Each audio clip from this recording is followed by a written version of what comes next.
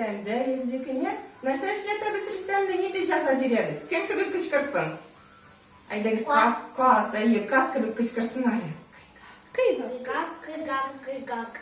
Mı ne bit bu gapı? Hazır Rüstem sala.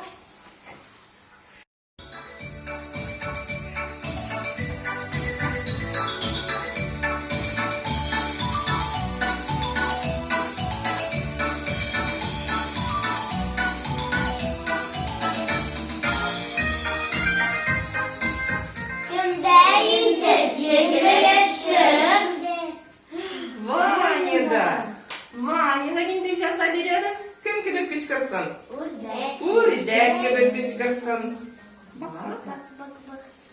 Tadın. Bak. Молодец.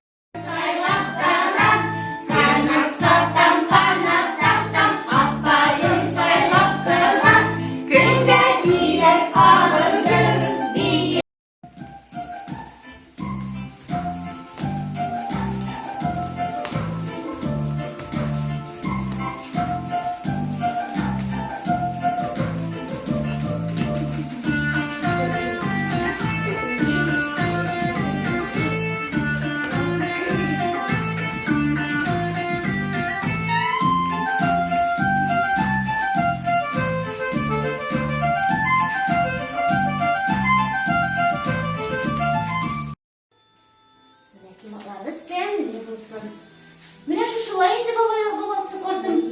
Koz mesela şunun üretimden duymuşturayım da. Allah'a şükür. Allah'a şükür. Kozlarımızı istemek sağlıklı yaşam. Ayasının bir babası. Amin. İlerimiz kılıç günlere kılıç kılsın ille.